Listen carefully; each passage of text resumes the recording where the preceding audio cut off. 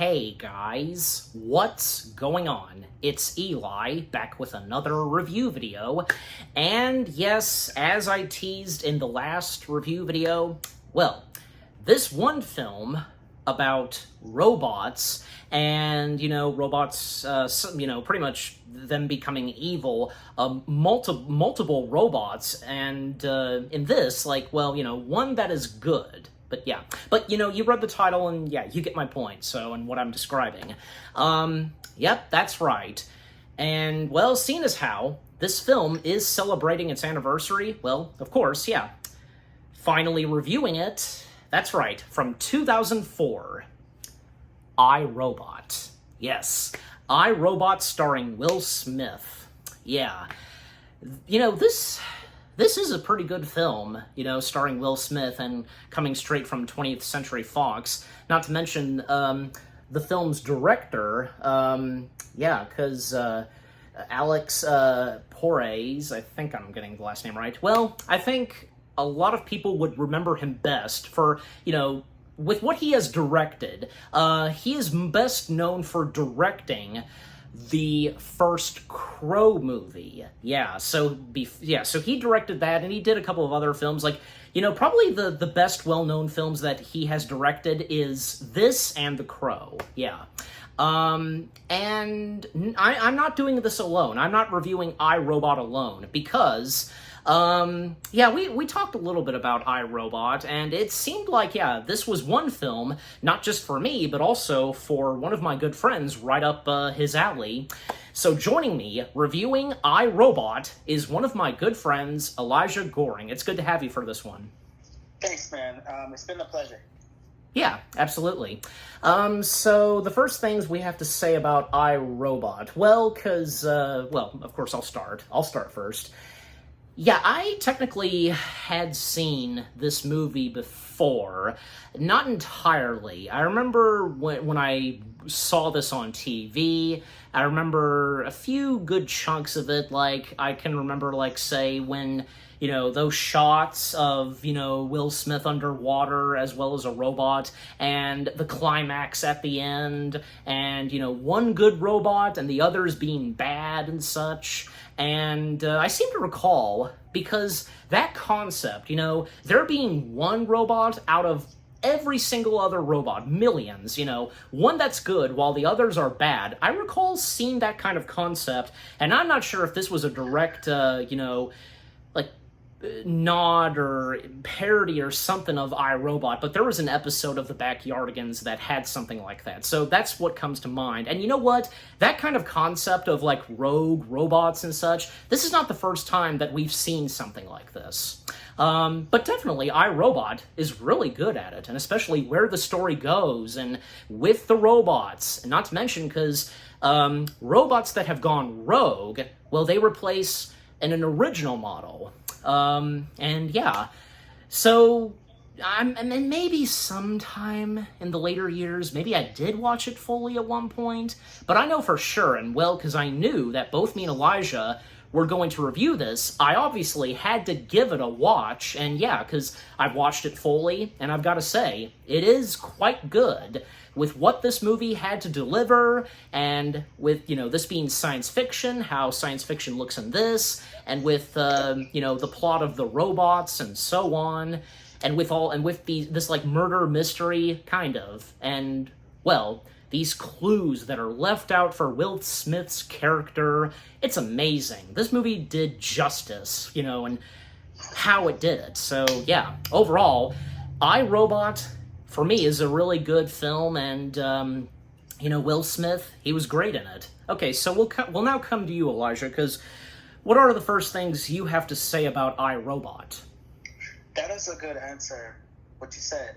I remember seeing this movie in 2008. I was at the hospital at the time. The doctors gave me this movie on DVD. It was like a full screen edition DVD. Up on my PlayStation 2, by the way, as we speak. Mm-hmm. I remember this movie tirelessly. I used to watch this movie sometimes on FX and on AMC and stuff like that, especially when I have the DVD. I have the DVD now, as we speak. And Will Smith did a great job in this movie. I really love his character. He plays a detective hating robots and stuff like that. Yeah. And then suddenly, there's one robot named Sonny, played by Alan Tudyk. He did a great job. I think his last name, I believe, is pronounced Tudyk. Tudyk, sorry. Yeah. Thanks for correcting me. Yeah, because I'm just saying, because don't mean to cut you off, but I'm pretty sure that's exactly how his last name is pronounced. It is a hard last name. Anyway. Sometimes certain last names can be hard to pronounce. Yeah, but getting back to my conversation, what I love about this movie, because it's an interesting concept. I've never seen a movie like this before. I know Will Smith doing sci-fi movies like Independence Day and Men in Black series, and I met him years ago when I was a kid, and meeting him, my life just changed, and I was starstruck when I met him. I had a great time meeting Will Smith. Nice. I was a child. I was like 9, 10 years old when I met him, and then I love his movies though. I mean, I grew up watching his movies, and but this movie, I usually see him in sci-fi movies again, like Men in Black and Independence Day. And I mean, I'm not gonna lie, Men in Black is one of the best movies, the first movie actually. And I've never seen him doing this type of movie like this before, which is so action-packed. He's dealing with rogue robots, and this one robot is not rogue, he's good. And I have never seen anything like that. It gives me like the Fifth Element vibes, you know? And this movie is fun. To me, personally, this movie is very fun. I really enjoyed it. You know, here's another good example, because, like, say, Fifth Element, but what about, say, Blade Runner? Blade Runner's that, too. I was going to say that. Yeah, because I think it's obvious that, you know, some science fiction films, you know, movies, they'll take inspiration from other movies, and I think it's obvious that some science fiction films, like, you know, I, Robot, and I guess along with, like, say, Fifth Element and Minority Report, they've taken inspiration from, like, say, Blade Runner, so... Oh, yeah, that was a good movie. Yeah, besides, like, because, well, best example is because, well, those films from Blade Runner, Fifth Element, I, Robot, etc., you know, they really have one of the things in common, and that being futuristic cities, you know? Right. And the thing is about it, I mean, that was a good movie, the Minority Report with Tom Cruise. I remember that movie very well. I used to watch that movie with my mom. She had the movie on DVD at Hollywood Video. She rented it. Right. And, I mean, that's how I thought the futuristic cities is kind of cool. It's kind of like that Doctor Who vibe, basically. And the thing is about this concept of the genres of those movies. And there's another movie I forgot, a movie called Eraser with Arnold Schwarzenegger and Vanessa L. Williams with the futuristic guns and stuff like that. I never seen a movie like that before, which is so cool. I like the weapons though. Yeah. All right, but to stop you there, because with what both of us, the first things we had to say about iRobot.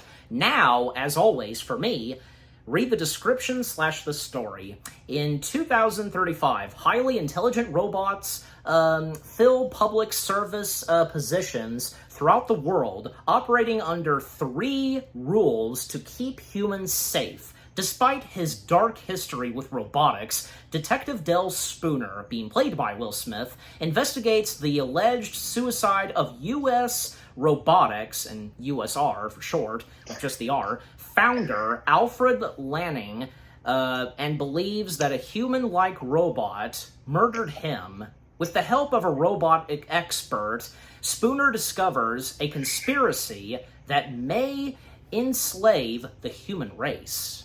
Okay, so, with that out of the way, so getting into the film itself, and actually, well, because, the movie opening is, like, really cool, like, you know, with the opening title of the film, but also showing the first 3 rules that were spoken by Alfred Lanning, because very important, and to mention them, because, so, law number 1, a robot cannot harm a human or allow a human to come to harm through inaction. Law number 2, a robot must obey orders given to it by humans, except when it would conflict with the first law. And the third and final law, a robot must protect its own existence, except when it would conflict with the first or second law.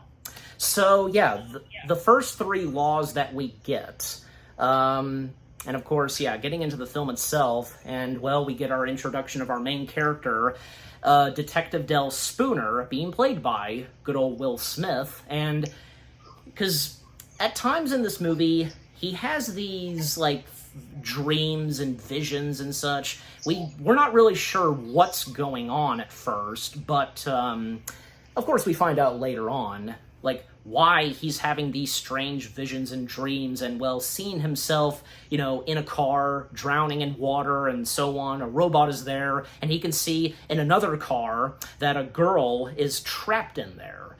So, yeah, Del Spooner, because, Del Spooner, like, his fashion, for one thing, like, he's keeping it old school, and even with, like, the sneakers that he's wearing, and you can tell at times that Spooner just hates in the world that he lives in. Not to mention because it doesn't take too long for us to realize that, well, what goes on with the character of Spooner, he has a grudge against robotics. But why exactly? What did they ever do to him? Well, that we find out later on. So again, him being a detective of a police department, and again, this movie taking place in 2035, and in Chicago, because he lives in Chicago, and some of the characters that he knows and interacts with, well, because there's his granny being played by Adrienne Ricard, I think I'm saying that right, and there's also, Farber, a friend of Spooner's, like Farber just hanging out with Spooner, like, out in the streets and underneath the subway train, and, like, Farber, like, at times cussing, and Spooner telling him, like, not to cuss, because, like, Farber's not trying, I guess I'm pretty sure that's what it is, and Farber being played by Shia LaBeouf, so yeah. Yes. Yeah, and young Shia LaBeouf, and this is especially before, like, well, a year before he did this film, well, he was in the Disney live-action film Holes. But after doing those two movies, well, of course, years later, he would find himself in films like, say, the Transformers films and Kingdom of the Crystal Skull. But before those, I, Robot was one of those movies that he was in. And you know what? Because he really doesn't have that much of a big part in this. But, it's one of those things. Also...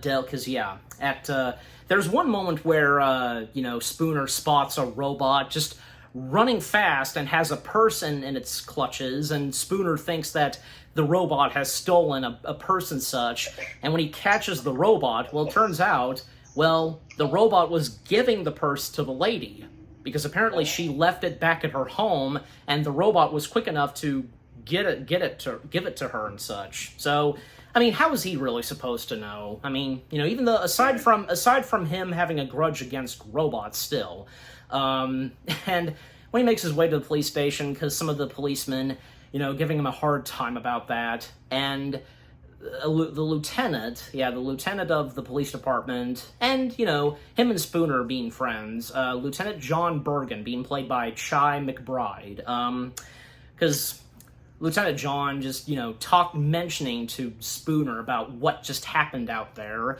But also, Spooner receives a contact from the USR company. Well, he is summoned by Dr. Alfred Lanning. And when he makes his way there, well, Dr. Lanning is greeting him, but something's very suspicious and odd about this. And Dr. Alfred Lanning being played by James Cromwell. We all know who he is, so... Yes. Green Mile. Go ahead. I don't mean to cut you off, but he's from the Green Mile, and yes. I remember him seeing that movie, and after Shia McBride, I was surprised that Shia McBride was in that movie. Shia LaBeouf. Right. No, not Shia LaBeouf. Friend. Slow down. It's Lieutenant John Bergen being played by Chi McBride. Right. Yeah. Him. I met him. I didn't know he was in this movie. I know he did Undercover Brother. So I don't mean to cut you off also. Yeah. And Well, Shia I mean, LaBeouf, we'll go ahead. Where we're up to now, like, what do you have to say so far? I was gonna say Shia LaBeouf. I didn't know he was in this movie. I know I saw Halls as what I'm hearing, and I thought that movie was pretty good. And the thing is about him in this movie, I've never seen him in a 20th Century Fox movie like this before, which is amazing. Yeah. Okay. So back to what I was saying, and continuing on, because Dr. Alfred Lanning greeting Spooner, and the thing is, Dr. Alfred Lanning and Spooner, they've known each other, and Alfred Lanning just, interacting with Spooner in just a strange way, and we find out and we see that, well, Spooner is interacting with a holographic image of Dr. Lanning, because apparently, well, Dr. Lanning apparently sadly died, possibly an attempt suicide from his, in the inside of his building, his company, 3 decks above, 3 floors and such, and, so, and there's a reason, because why Lanning, and even after he died, and with the holographic image and messages that are left from Dr.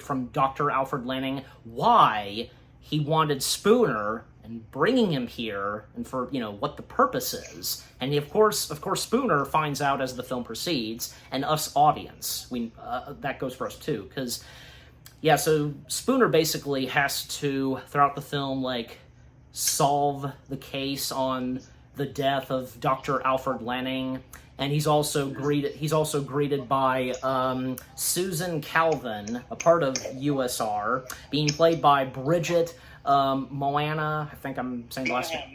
Bridget Monahan. Thank you. So she plays Susan Calvin, a part of the USR company, and basically she has tagged along with Spooner and helping him out through this investigation and so on. And, well, Spooner just trying to figure out and solve the mystery and looking for any possible clues that are left. And when they go up to where his office is, well, there's at one point a book being left out, and Spooner can clearly see it, Hansel and Gretel. But what exactly does that mean? What does it mean? Why is it there? But we find out, of course, later on, and Spooner believes, and he thinks that maybe this wasn't a suicide attempt. Someone might have murdered Dr. Lanning, maybe possibly a robot, and he even checked the windows, because they're very hard to break. I mean, they just couldn't break easily. And, well, because we do see at one point, and when Spooner is interacting with Susan, and he believes maybe it was not a suicide attempt, and again, someone might have possibly killed Lanning, and he believes it could be a robot. And that's when at one point he sees, and out of nowhere, kind of like a jump scare, a robot pops out, and and basically, starts running, and Spooner trying to, chase after him. And, well, and to speed things up, because, Spooner and Susan, they go to this one facility where all the machines, take care of this warehouse and where these robots are stored. And the name of the robots in this, the NS5 and NS4s, so that robot that ran away, and maybe possibly, and it looked as though that, might have killed Dr. Lanning, that is an NS5 design and such. Even because, the NS5 had a gun, but did drop it at one point. And when they go into this facility, and there's numerous of NS5s being stored, and the one NS5 that ran away could be one of them. And Spooner is trying to solve this, and, because shooting one of them at first, and, he can keep this up all day, and, well, because the one peeps, and, he can see it, and thus the one supposed, malfunctioned NS5 starts running, and, well, because, Spooner chasing after the NS5, not having any luck, but luckily, because he did call for backup, and thankfully the backup did arrive, and they managed to capture the NS5. And also because a little early on, because when they were making their way, because The vehicles in this movie were pretty cool. Not to mention because Spooner's car, it can drive itself, but at times,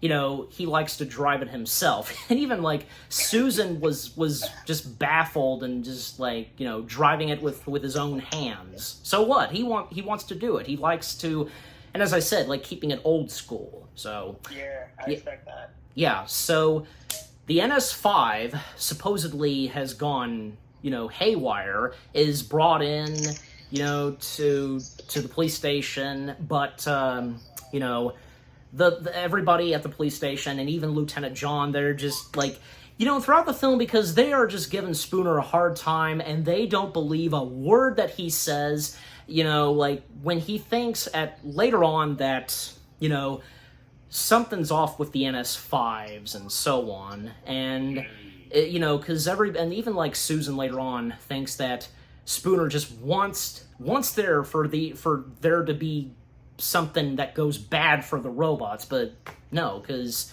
that's not the case, of course. And when Susan finds out later on and so on, but again, the NS5 being brought in for questioning, and well, because Spooner insisted to the lieutenant, he only has 5 minutes to question the supposed haywired NS5. And yeah, the NS5 robot, and as was mentioned, being voiced by Alan Tudyk, and the robot has a name, Sonny. Yeah, the robot is named Sonny because that's what the robot I guess because the robot wanted to name itself as Sonny. So yeah. Go ahead.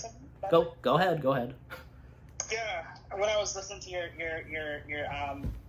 situation, your conversation about the whole movie, but I mean that part, as I mentioned, when Will Smith and Bridget Monahan's character, Dr. Calvin, was in this place with a lot of robots, and I thought it was cool. And the funniest moment that Will Smith tried to kill, the funniest moment that Will Smith basically killed shooting a robot.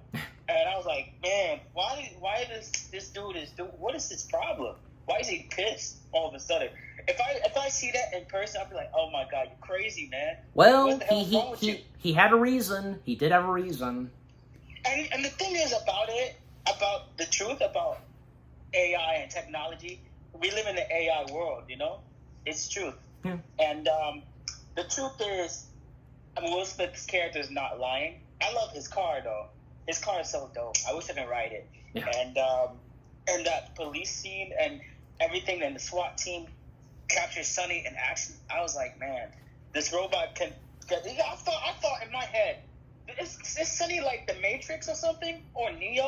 He could be like the Matrix or something like that. It gave me like that Matrix moment when he jumped off a building or something like that. Well, I mean, he's a highly advanced NS5 robot, so having the capability to jump that high and climb from walls, so yeah. And also the police scene, the talking scene, that was iconic, and that's the truth what he's saying about Sonny. And he asked these questions: can a robot write a symphony? Can a robot write a beautiful into a masterpiece?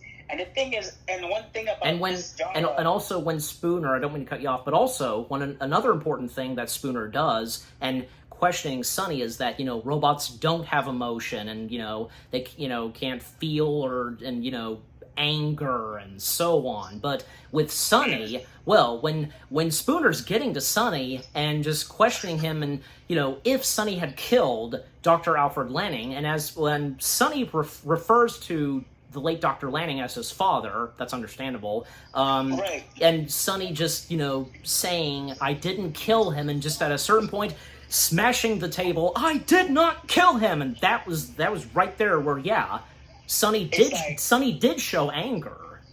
Yeah, and the thing is, he said, I did not murder him. Very iconic line, too. And the thing is about this situation, it gives me like, I feel like this situation gives me like, Frankenstein vibes, like the monster killed his own human. Well, the fact that it is mentioned, it is mentioned by both Spooner and Lieutenant John a little bit later on after that.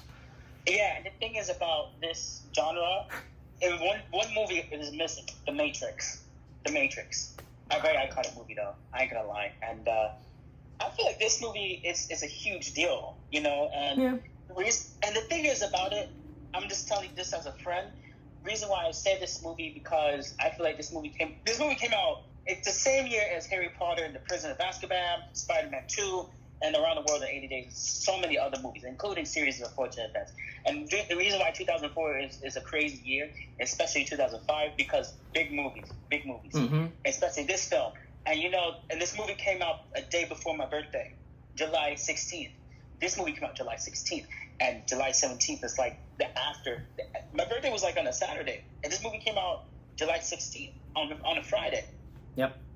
That's All crazy. All right, but okay. So to stop you there, let's continue. So, again, the interrogation with Spooner and Sonny, and well, because 5 minutes is up, and a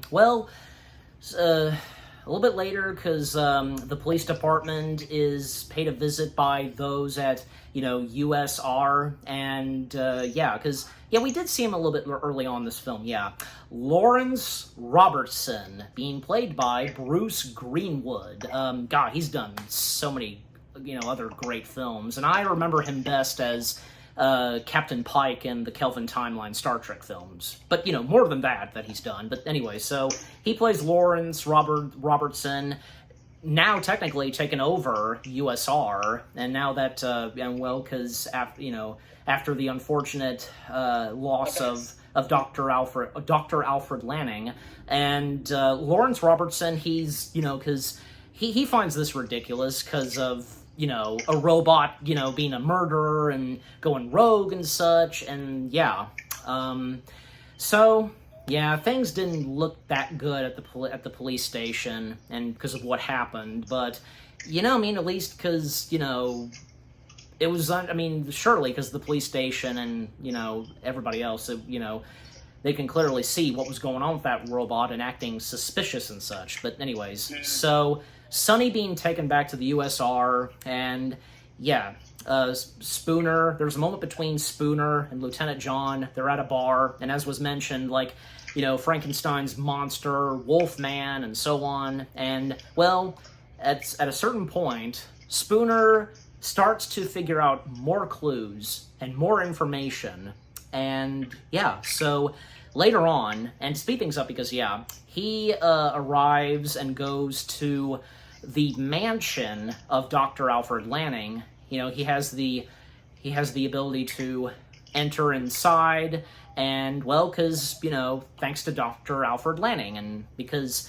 Dr. Alfred Lanning technically guiding Spooner on what he's supposed to do and the information that he's been leaving, and Spooner figuring it all out. So, Spooner entering into his mansion, and, because what he finds in there so far, and also watching some old, recordings and footage that have Dr. Alfred Lanning and some speeches that he gave, and which could leave out some clues for Spooner, and also this thing that was pointed out at the USR, and from Dr. Calvin, these blue lights, aligning, and which is also in Dr. Lanning's mansion, and, apparently because, there's, a security camera or something in his mansion, and, there's even a construction vehicle, robotic construction vehicle, awaiting to,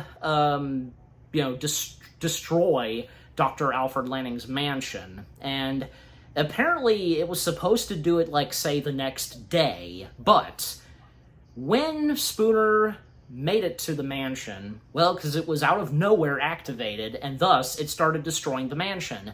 And even before that, because, Spooner got startled by a cat, which being Dr. Alfred Lanning's cat, so now he's technically stuck with the cat for a little while, and, does the right thing, saving the cat and getting out of the mansion, and, just that scene where, the construction robot, I know there's a specific name to it, but, that's basically what it is, just destroying the mansion, Spooner just running for his life, and even when, he kind of, splits up with the cat, but, thankfully, right before they got out of the mansion, and when it was, right before it was completely destroyed, he saved the cat, and they both went into, I think, a pool. And yeah, of course, both of them, they made it out safely.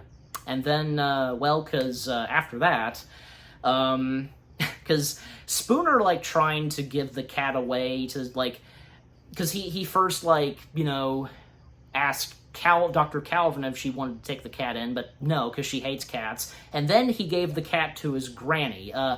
He calls his granny Gigi. Yeah, so Gigi, that's what she goes by in this movie. Yeah, so what happens next? Because, yeah, still, the information and more clues that Spooner gives, and even when he goes to Dr. Calvin's place and trying to talk to her and convince her and trying for her to believe him on what's going on, and, well, not to mention that Dr. Calvin has an NS5 in her home, and, well, we see that the NS5 is processing and update and so on, but that's kind of not of a good sign, because it hasn't finished updating, and what that could lead to. Also, the NS5s in this movie, well, because early on, these other robots that we were seeing, they are the NS4 designs, and basically, the NS5s are soon to replace the NS4s. So, yeah, so very slowly but surely, the NS5s are showing up, and thus they will take the place of the original/old design, the NS4s. And yeah, but little does everybody know, even those working at USR, what is to happen with the NS5s. Also, another robot, like artificial intelligent robot, that is a part of USR is Vicky. And Vicky being voiced by, Fiona Hogan.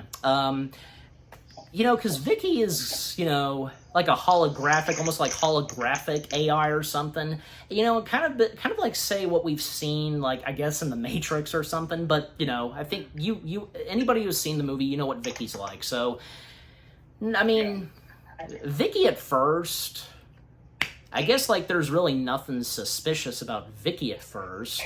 Just doing her job and such. But little do we know until towards the end of the film and the climax and the twist. But until we get there. Okay, we'll come to you, Elijah. What do you have to say where we're up to now?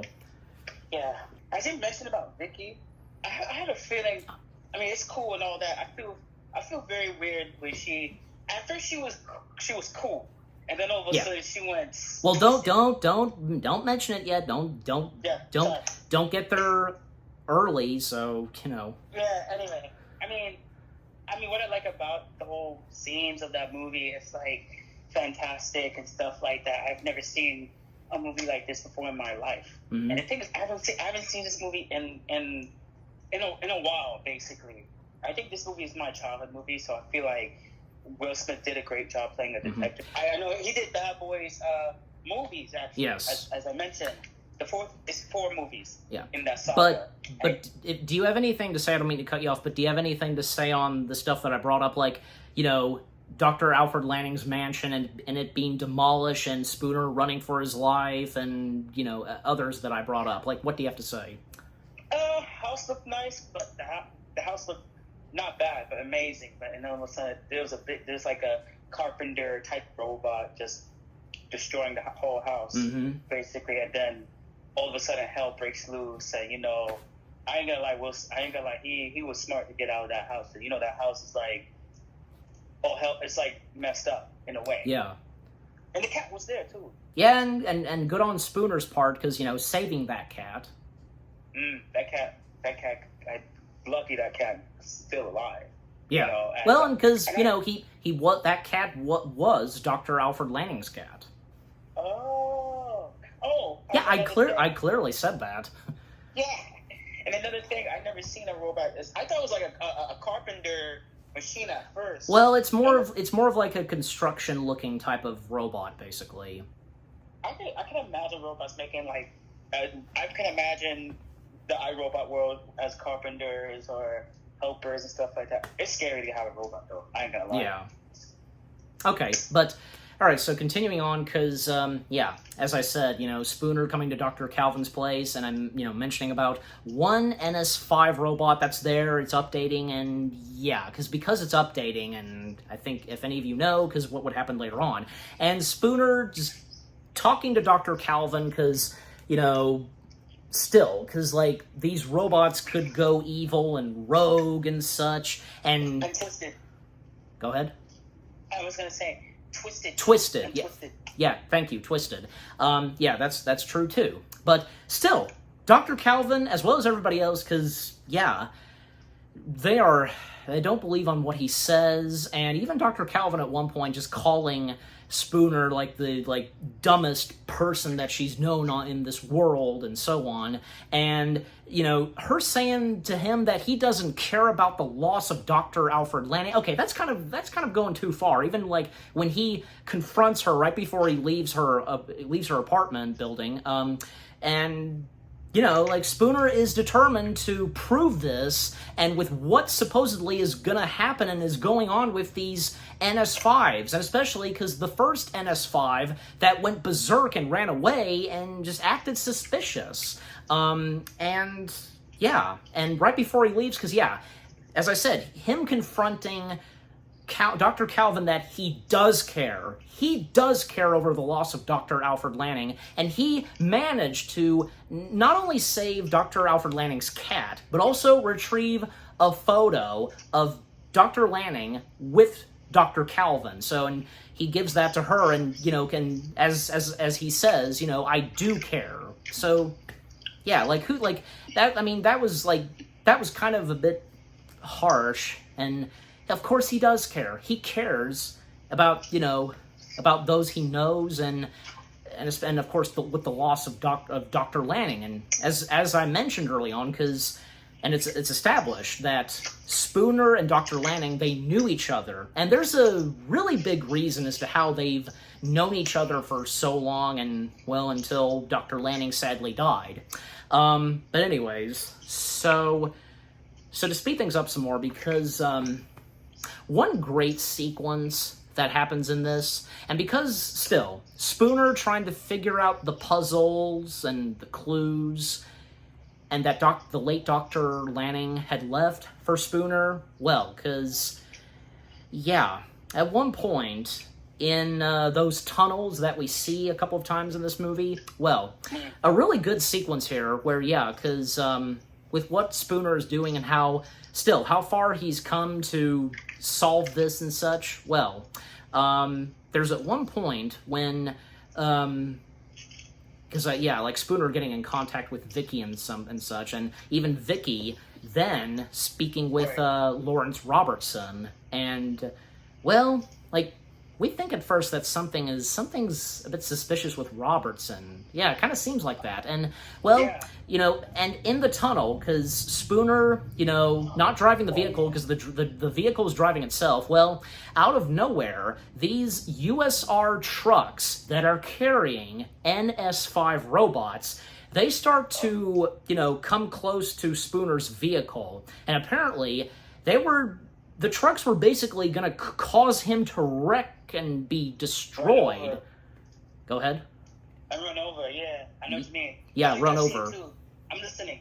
Yeah, well, okay, but my point being, and as I was saying, then of course, the NS5s coming out of the trucks and them just landing and destroying and wrecking Spooner's vehicle. And, just trying to kill him, and... yeah, of course, right there, something is definitely going on with the NS5s, and well, he's the only one that's witnessing this, and at least Spooner is quick enough and has the quick ability to shoot them down, and even running over them. Yeah, that works, and I mean, eventually, because Spooner makes it out of there, there is an explosion that happens that Spooner causes because of the trucks, the USR trucks that are carrying the NS5s. There's an explosion that happens because the trucks wreck, and Spooner and the car make it to one part of the tunnel and such, and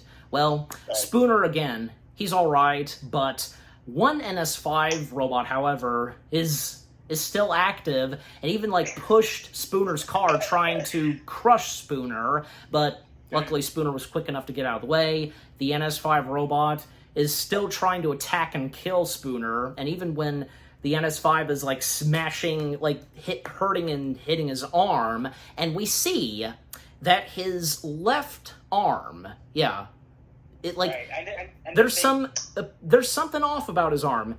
There's some mechanics in it. What is up with that? Well, clearly, and I think it's obvious. Like I'm sure because it wouldn't take people too long to realize, and it didn't take me that long to realize that. Well, I guess like he's obviously not a robot, but well, clearly he must have a replaceable, robotic arm and such. Yeah, so more than likely. Yeah, go ahead. Yeah, the tunnel scene was insane, man. I mean, these trucks, these USR trucks was like pull up on Spooner's car, and all of a sudden shit hits the fan when the robot has like this red button in their chest, and he's like, oh hell no, and one robot jumped, and I thought, holy shit, and this robot gone twisted, and then after that, and then all of them going twisted by this point. Yeah, but thank you for correcting me. All these robots gone rogue, like I was in shock. That scene where all the robots attacking, destroying Spooner's car, and one robot took away Spooner's gun, and Spooner had to figure out how to get rid of these robots, and smart move.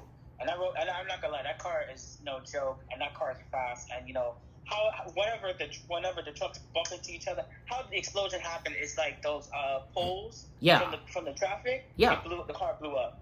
Probably, yeah, I don't know if it's the gasoline or it's just the poles blew up. That's how it started. And then all of a sudden he flipped his own car upside down. And the thing is, it's insane. And then after the car crash, and the trucks was up in flames, and one robot trying to kill Spooner. And when I see his arm, I thought, damn, he's like half human, half robot. He's stronger. Well, he's not. I mean, he's not entirely like robot. It's just he just has. We find out, of course, that he lost his left arm. So thus he has a replica, an artificial like robotic, arm for him. So yeah, and then all of a sudden, that's about it. When the cops come. When the police come, one robot go into the flames and just burn himself to death. Yeah, to not so they don't see what just happened, and just destroying evidence on what happened in the tunnel. And coming back to that, because for me, and as you said, the one NS5, going into the flames, destroying itself, so not being seen by the police, and when coming in, Lieutenant John just unhappy with Spooner still, and even like telling Spooner that he should go to the doctor and such, and to be all checked up and so on. But Spooner telling Lieutenant John that he's all right, but Lieutenant John, as much as he hates, I'm pretty sure I can tell. It's obvious that as much as he hates doing it, he's got to do his job, and telling Spooner to give him his badge and so on. And Spooner, because by this point he's done putting up with everybody's shit and how they feel towards him, and they just don't believe him. And you know what I mean? He had a good reason, and when he just lashes at some of the policemen, say what you will about me and so on. Good reason. And so he goes off home, and well, I mean, he's technically still not going to give up. But also, for Dr. Calvin, she slowly but surely discovers something about Sonny.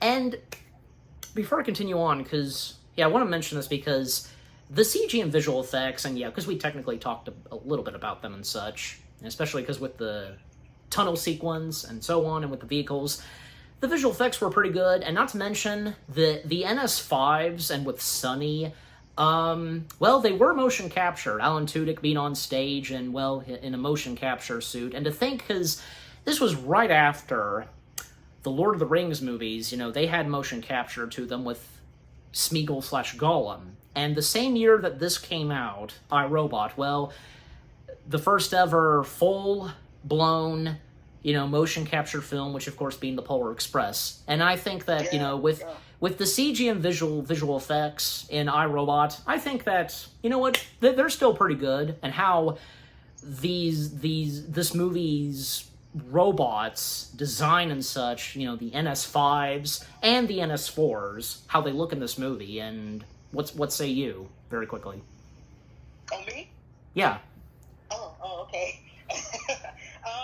Yeah, I thought, back in the days, we had like good CGI and visual effects, and one of those, some movies in general, not bad movies, like the Harry Potter movies, yeah, good visual effects and CGI, how they do the magic sequences and stuff like that, and this movie is different than all the movies.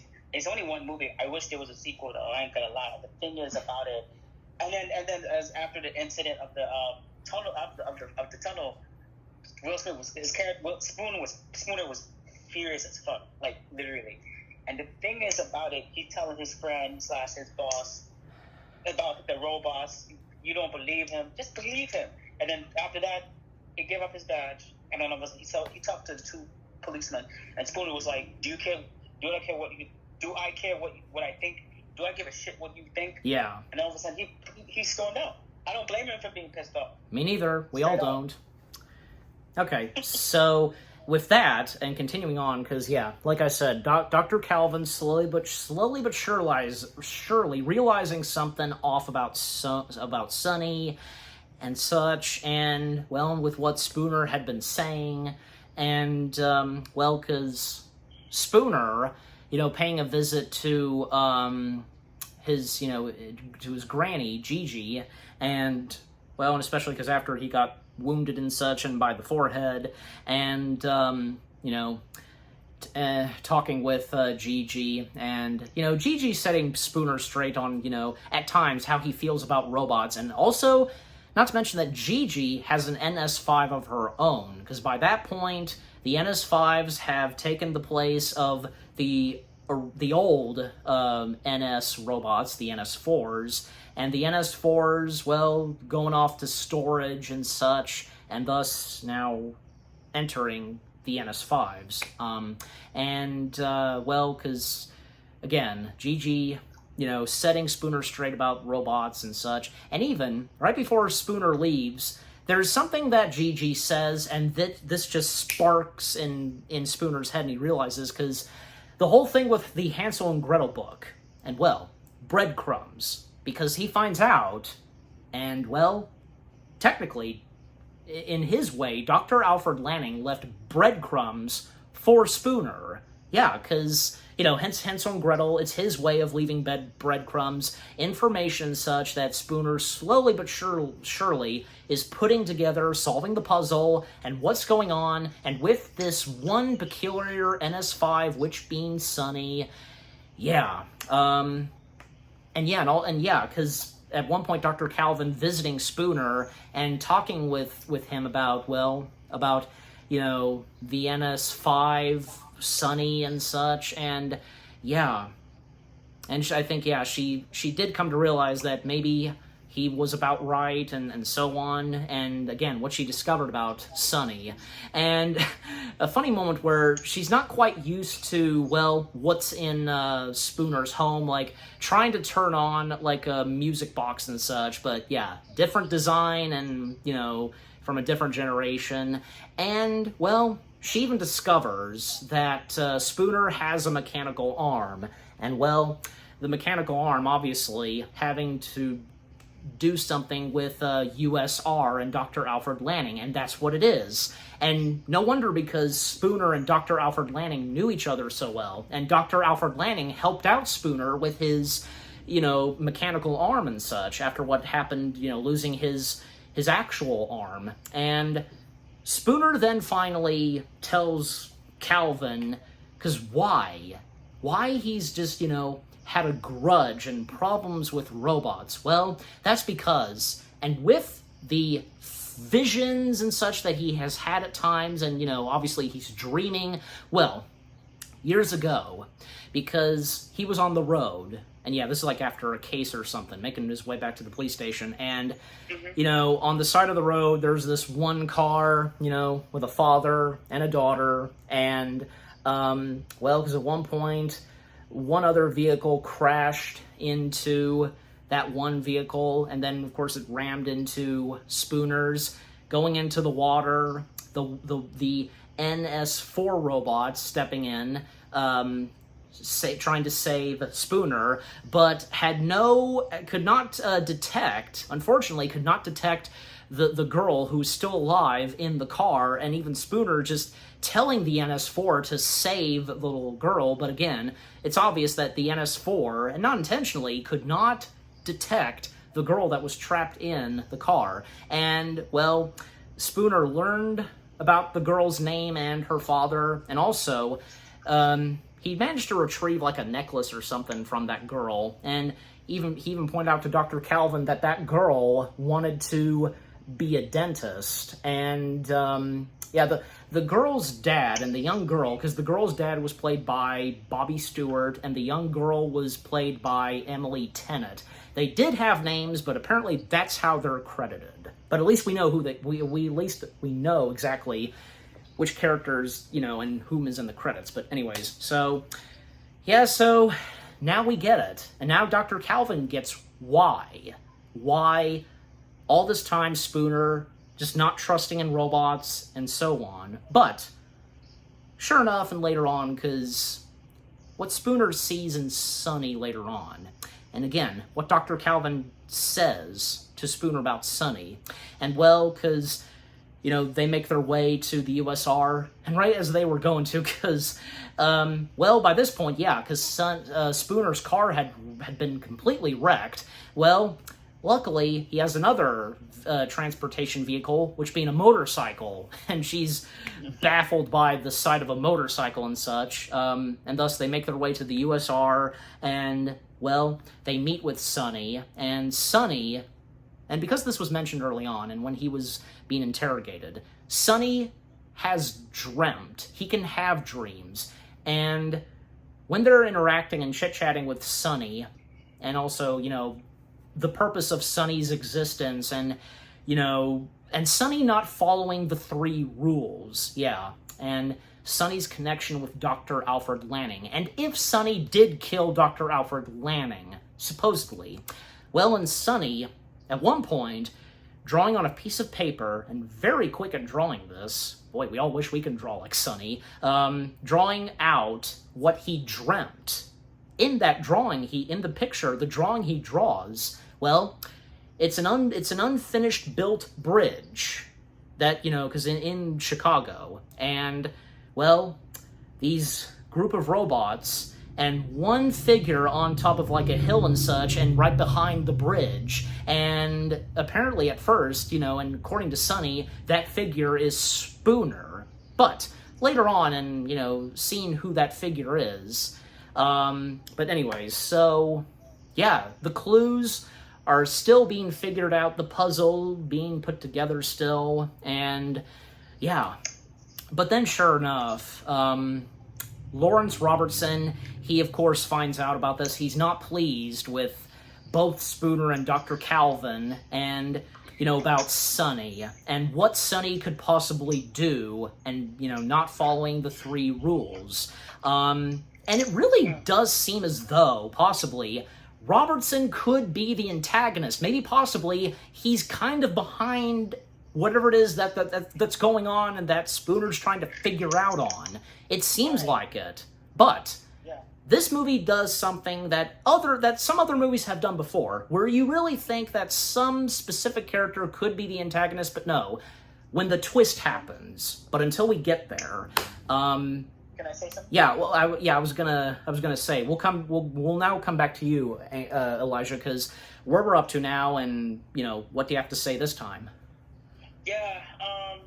As like I said, I was listening to your commentary, and how it started, and the truck incident. That in the beginning of the movie, you see a girl and Will Smith's character, and a robot come out of nowhere trying to save Will Smith, and the girl all of a sudden died, R.I.P. and I didn't And, know. well, basically drowned, Yeah, that too. And the thing is, I'm not gonna lie. I really like Will Smith. I really like the bike that Spooner had. It looks badass. It looks sexy. It looks very Matrixy a little bit. And Yeah. and the thing is about Dr. Lenning. What's the other character that you're saying about the protagonist? Lawrence Robertson?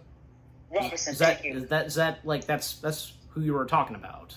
Yes, also that. Yeah. And the thing is, and I thought, well, Bruce Greenwood did a good job in that movie, in this role. I've never seen him in a movie like this before. I've seen him in a movie called The Core, where Hilary Swank and Alfred Willard and Stanley Tucci and Aaron Eckhart. And the thing is about his character, he played like this CEO of this company, and all of a sudden hell breaks loose, and I don't know. And I thought in my head, what is he up to now? Why is he trying to kill Will Smith's character? Oh, I get it. He hates them because he want to get rid of them. That's why. And the thing is about it, so I'm not gonna lie, man. This movie has like a lot of twists going on. It feels like an M. Night Shyamalan movie in the same category, Yeah, I mean, just about, I think, yeah. Close. Mm. Well, I mean, and, like, M. Night Shyamalan in his filmmaking, like, that's not the only thing where it does some good twists, so...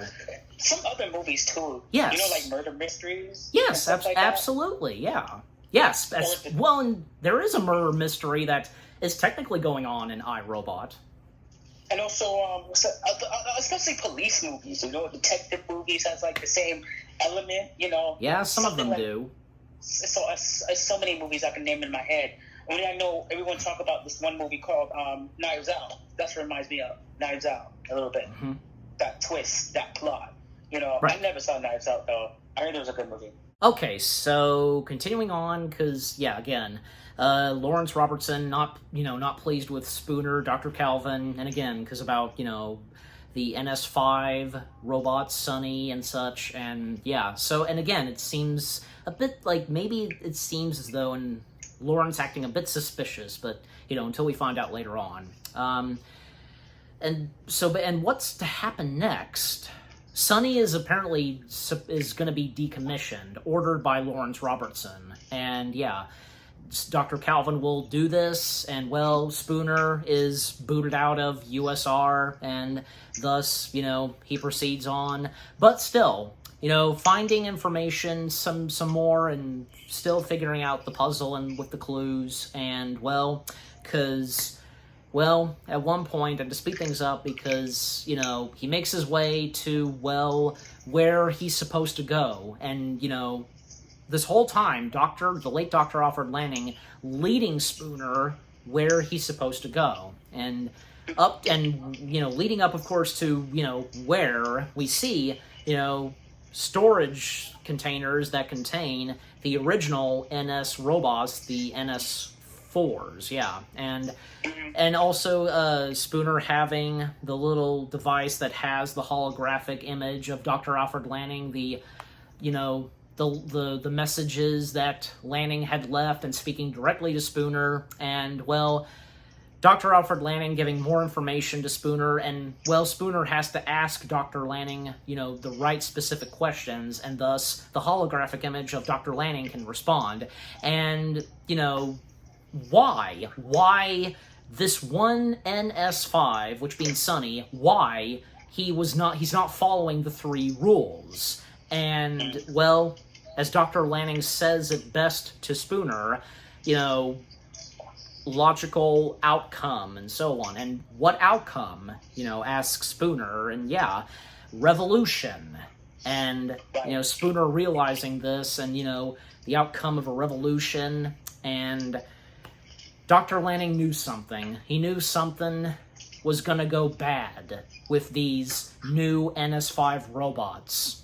And with the reason being why this one specific NS5, which being Sonny, and which I think, because it turns out very later on that I think, Sonny had the aid and assistance helping Dr. Lanning fall to his death and such. And, so Spooner, making his way through the storage containers and, seeing the old NS robots, the NS4 ones, and and even also cutting back to Dr. Calvin, because about to, decommission Sonny, and a bit of an interaction between Sonny and Dr. Calvin right before this happens, and hearing another speech from Dr. Lanning and such, an important one, and Spooner seeing, of course, that, well, now all of the NS5s have completely gone berserk, all of them going rogue, and they're destroying the old NS robots, the NS4s. And, well, it turns out, because, yeah, the NS4s, they're the good ones, while the NS5s, well,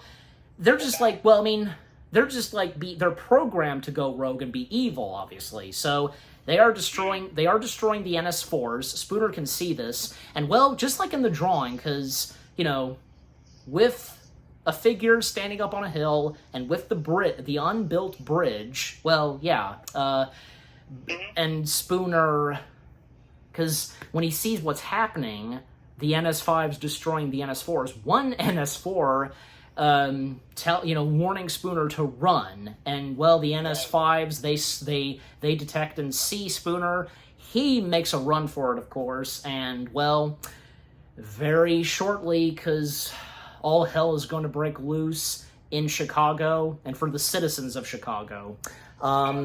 And to mention before we come to you, Elijah, because for me, I do this sometimes, mentioning the other cast members of this film. There was Valdez, being played by Jerry Wasserman, I think I got that right, and there were two characters named Chin, both being played by Peter Shinkoda and Terry Chen, and the NS4/NS5 robots, two of them, because they played both robot designs, David Haysom, yeah, I think I got that right, and Scott Hayden, yeah, sounds about right.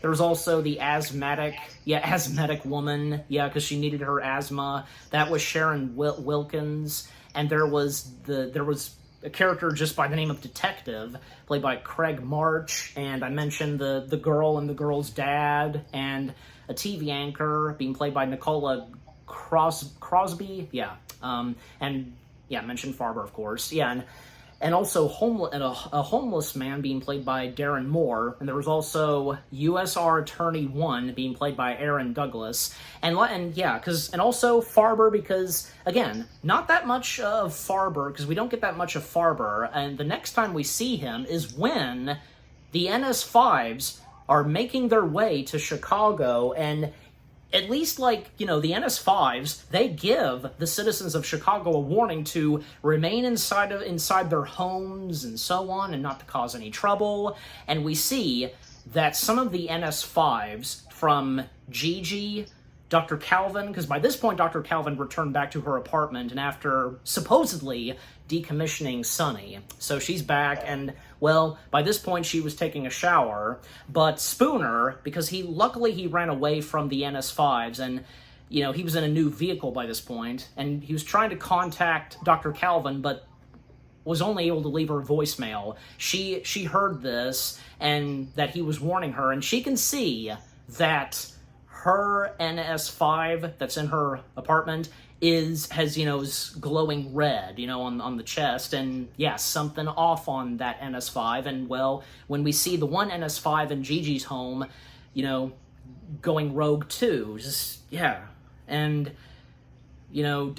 Calvin trying to take down her NS5, even, telling the NS5 to deactivate and such, but it is not, complying to that order, and sure enough, Spooner managed to show up and take down the NS5, and now Dr. Calvin is all right, and Spooner really suspecting that maybe, Lawrence Robertson is behind this.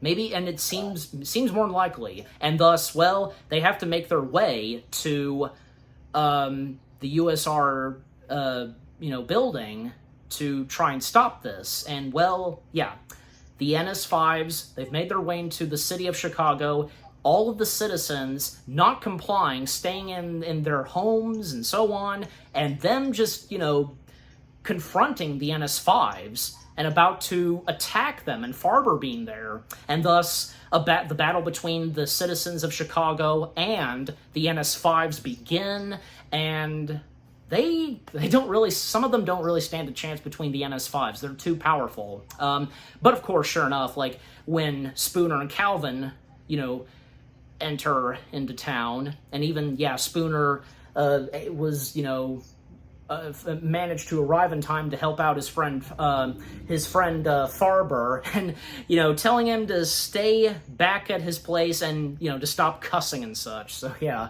and even like Dr. Calvin is having difficulty at first with a gun because she literally shot the one NS5 that was charging at Farber and Spooner. She shot the gun with her eyes closed. That's not a good idea doing that. So yeah, and so.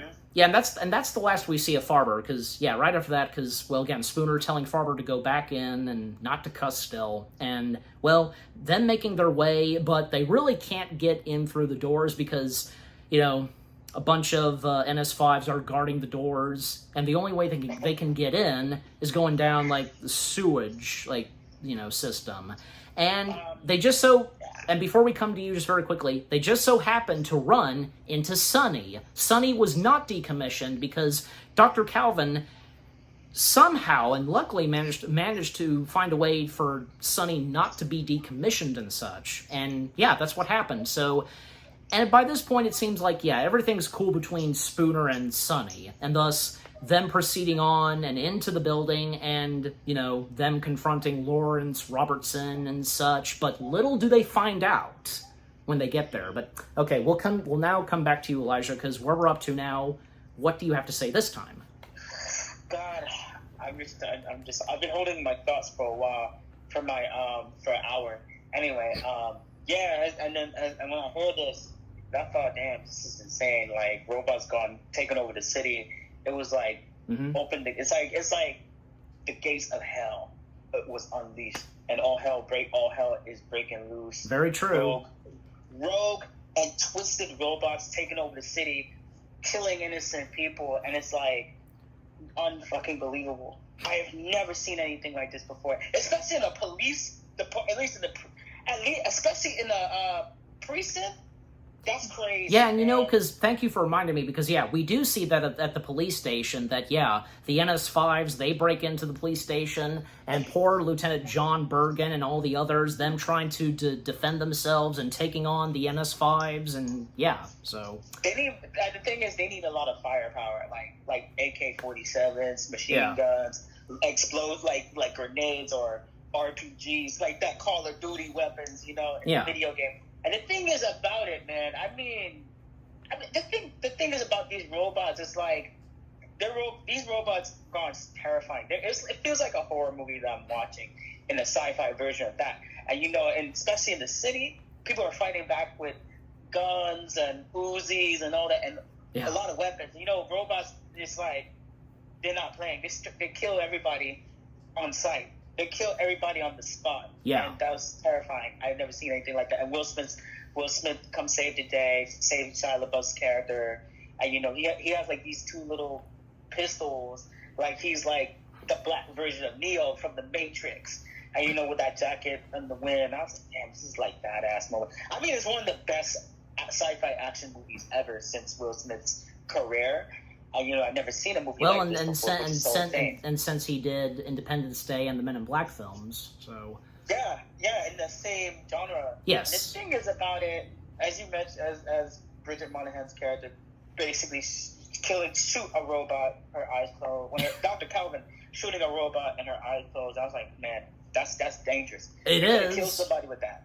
Exactly, yeah. She was lucky that she didn't take down Farber and Spooner.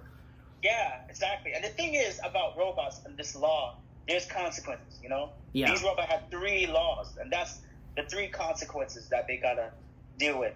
When robots killing innocent people or killing an enemy, especially in the war times, and if robots go to war and killing enemies, that's a consequence right there. Yeah. That's a major consequences, Yep.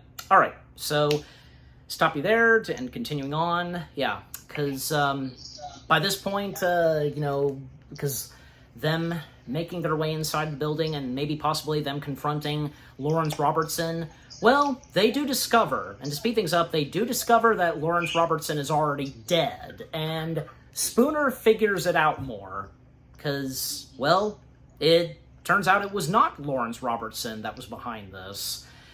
And Spooner, again, realizing this, still putting the clues and puzzle together on what's been going on, and yeah, because, no, it wasn't Lawrence Robertson. It was someone else that they did not think would do something like this, and they did not see it coming, and nor did us audience. I mean, maybe at first, the antagonist, like, that we find out, and with the twist, maybe he seemed a little suspicious, but, I mean, not fully. You really wouldn't expect. But yeah, whom is behind this? And not Lawrence Robertson, and clearly, because was responsible for the murder of Lawrence Robertson, and Lawrence Robertson was not a part of this whatsoever. He was just, like, doing his job, and even though he was kind of being a jerk to Spooner and Dr. Calvin, but still. Well, the twist is revealed, and whom the antagonist is. Vicky. Yes, Vicky is behind all of this. Yeah, Vicky is the main antagonist, the twisted, artificial robot, and is in charge of the NS5s, and yeah, Vicky just, in her computer voice and such, just, interrogating Spooner and Dr. Calvin, and even at one point, Sonny, well, I mean, there's no way, because, well, Sonny, like, supposedly looks like he's joining Vicky's side and has a gun pointed at Dr. Calvin, and telling Spooner to put down his gun, and maybe possibly Dr. Calvin will not be killed, but Sonny winks at Spooner because, well, Sonny is tricking Vicky, and thus, well, they now shoot at the NS5s, and yeah. And in order to stop and defeat, to defeat Vicky, is using nanites, because nanites being this thing that, happened early on, like, obviously to decommission Sonny and such, and yeah, being injected into Sonny, and well, this time, yeah, the nanites to be injected into Vicky. So that's the only way they can stop Vicky and to end this madness, and for the NS5s to no longer be in Rogue and being under Vicky's command, yeah. So their attempt to, get to the main source of Vicky and to inject the nanites in her, and, well, while they still have to deal with the NS5 rogue robots, and even some cool shots where, yeah, Sonny is fighting some of the fellow NS5 robots, and while, yeah, Spooner and Dr. Calvin making their way, to get the nanites and inject it into Vicky, and,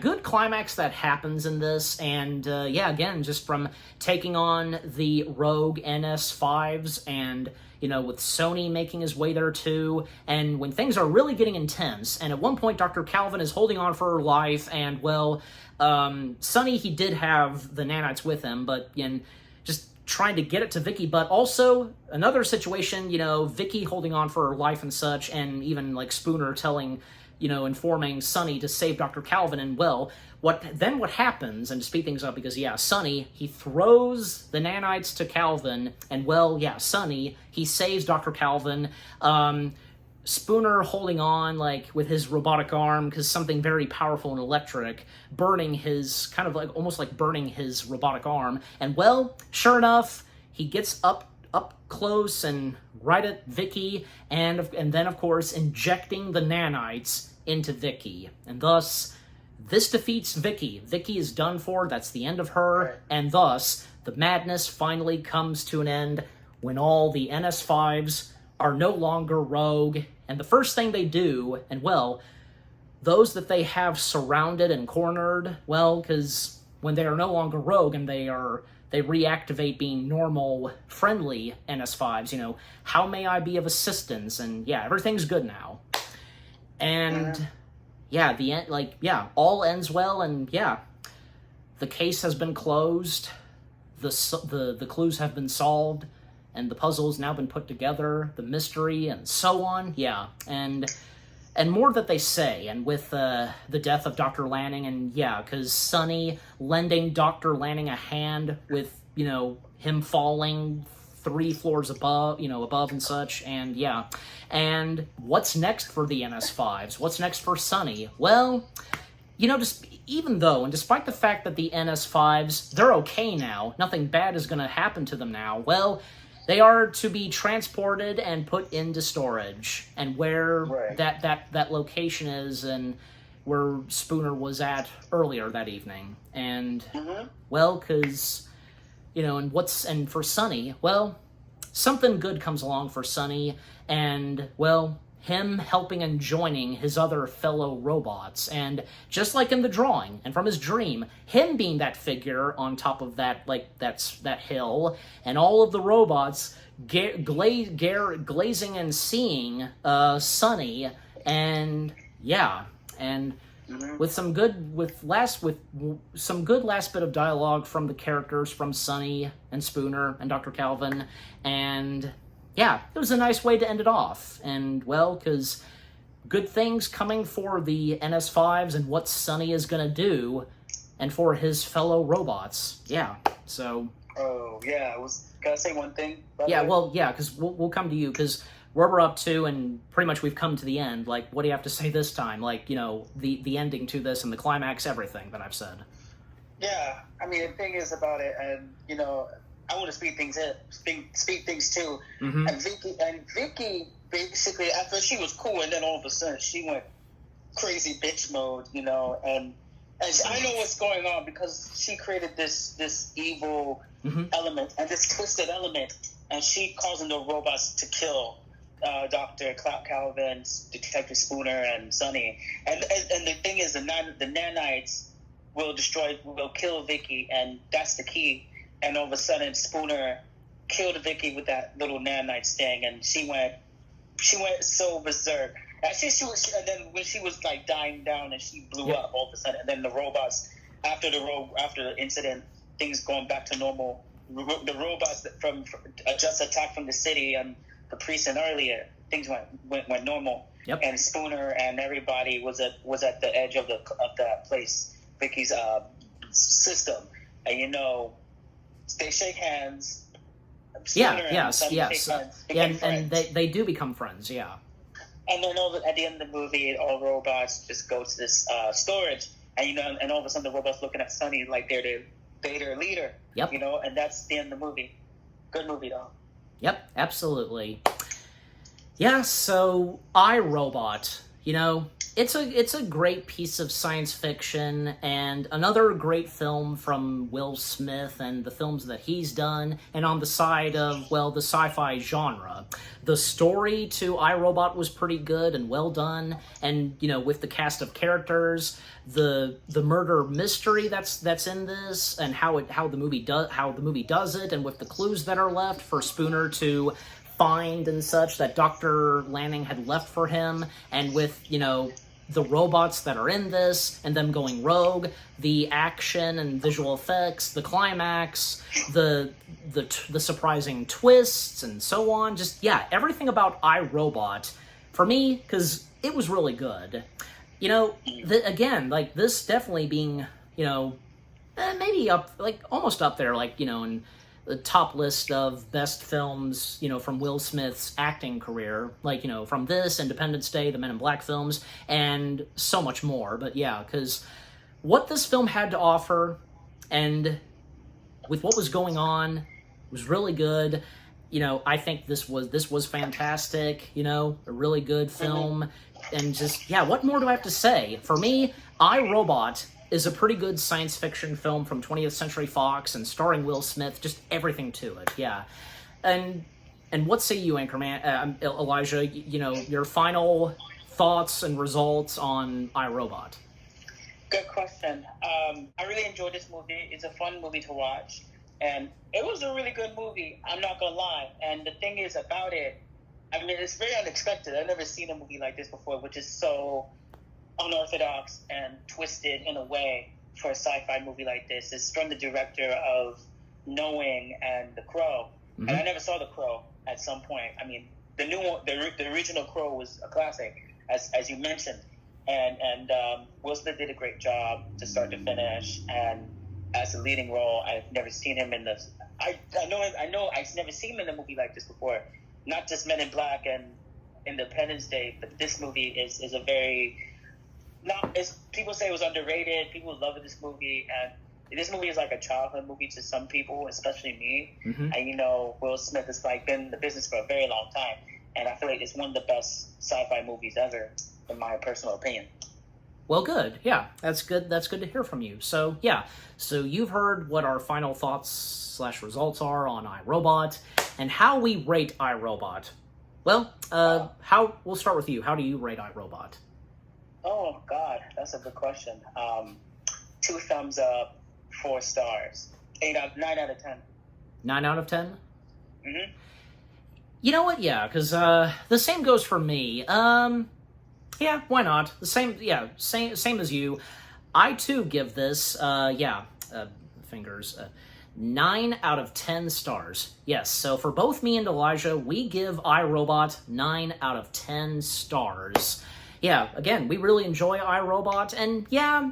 You may have a point, Elijah, because it seems as though, like, and especially as of now, it is underrated, but that's not to say, like, it's bad or anything. Besides, like, it's really good, and as we've been saying, but yeah, so what about you guys?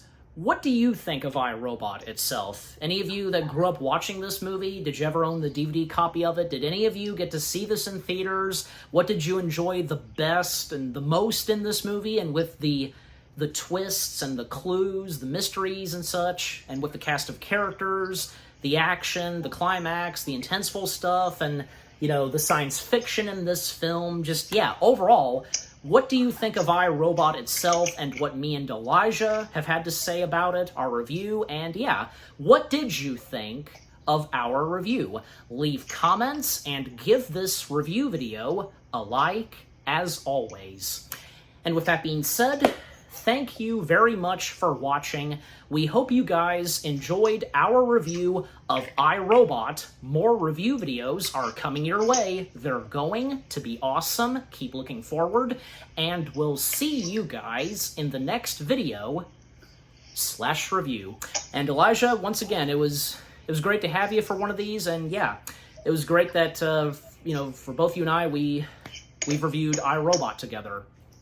Yeah, I had a good time collaborating with you and teaming up with you, man. It's been like, after Lemony Snicket, A Series of Unfortunate Events, is this movie, and we did this a few times together, which is fun. Thank you for inviting me, man. It's been a pleasure. Anytime. And yeah, so say goodbye. Last word, say goodbye. Well, have a great Labor Day and stay safe. Yes. Same goes for you. Yep. So stay safe and such. And yep, for me, take care. Happy anniversary to iRobot. And peace out.